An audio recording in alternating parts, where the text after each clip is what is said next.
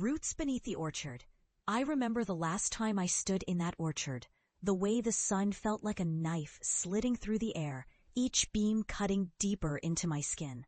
My family was gathered around the old oak tree at the heart of the farm, and their faces were twisted with contempt. They said I was insane, a traitor to my bloodline, all because I dared to expose the rot that had taken hold of our family's apple farm. It was a simple health violation, a blight that could have ruined our harvest, but they called me a fool. When I reported the problem to the authorities, they threw me out of the house. I was a disgrace, an outcast who would lose his mind over a ridiculous obsession with haunted flora, they said. Their laughter echoed in my ears, and I felt the weight of abandonment settle into my bones. As I turned to leave that day, I caught a glimpse of my mother, a ghostly figure, her eyes wide with betrayal. I thought I'd cry, but the tears wouldn't come. The finality of their rejection solidified something dark within me, a seed of resolve that burrowed deep beneath the surface. I had been ridiculed, but I was determined to unearth the truth that lay hidden beneath the roots of their ignorance. For years I wandered, lost in the bleak corners of the world, chasing the whispers of ancient knowledge. My obsession with botanical necromancy grew, a fantastical pursuit of reclaiming the souls of cursed trees, saplings grafted from their branches, known to bloom with the essence of the dead. The more I learned, the clearer it became. I was not insane. I was awakening to the horrors that others merely overlooked. It was a lonely path, filled with ridicule and the mocking laughter of those who didn't understand. I became a pariah, the subject of urban legends and whispered warnings. They said I danced with the dead, that I sought the forbidden fruit of knowledge that should have remained buried. But my discoveries ignited something powerful within me, something that flickered like a candle in the pitch-dark void. Years later, the day came when I returned home. The apple farm stood as a monument to my family's denial, the rows of trees whispering secrets I was now attuned to.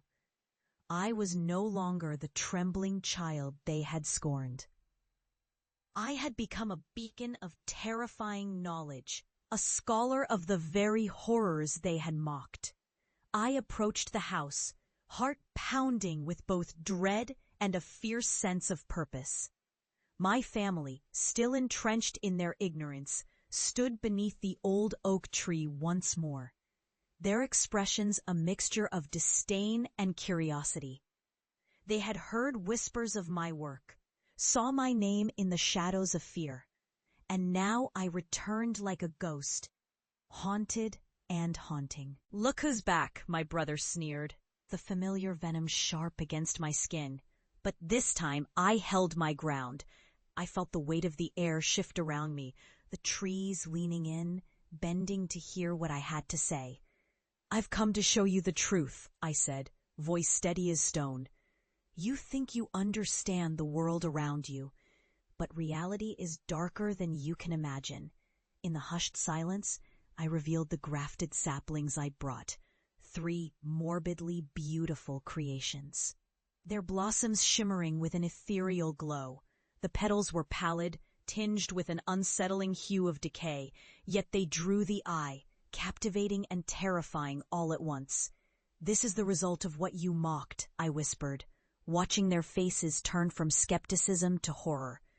"These trees bear the souls of the damned, their secrets entwined in every root, every branch." My family's eyes widened in disbelief as I drew nearer to the oak that had once been my sanctuary, now a graveyard of secrets. The air around us thickened, a palpable pressure that made breathing a chore. I placed my hands on the bark, feeling its ancient pulse beneath my fingertips. "This tree holds the spirits of our ancestors, the ones you have so willingly forgotten," I continued. "They have long awaited your acknowledgement." And then it happened. A low rumble erupted from the ground, shaking the roots beneath us. The air grew frigid, and shadows emerged from the darkened corners of the orchard. writhing like smoke before taking form. Faces, twisted in agony, materialized in the space around us. Lost souls, tethered to the land by the very blood that ran through our family. Screams erupted from my family, piercing the stillness of the orchard. But I remained still, angered by the truth I had come to embrace. They fell to their knees, terror-stricken, grasping at the ground as if it could consume them whole. I watched their disbelief shatter like glass, realization dawning far too late. "You called me insane," I said, my voice a mere whisper against the cacophony of wails.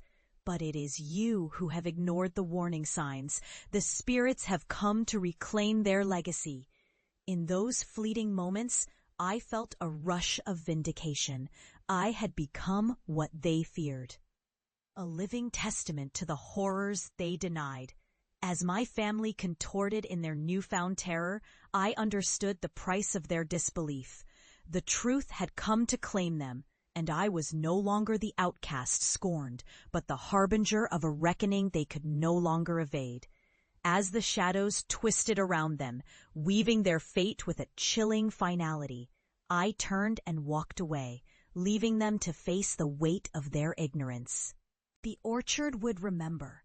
The trees would whisper the tales of betrayal, and the world would know my name. I was reborn through darkness, the architect of a haunting legacy that even my family could not deny.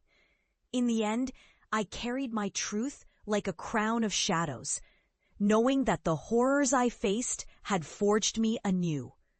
I was no longer a disgrace, but a warning, a reminder that some truths are buried deep, waiting for the brave to unearth them, regardless of the cost.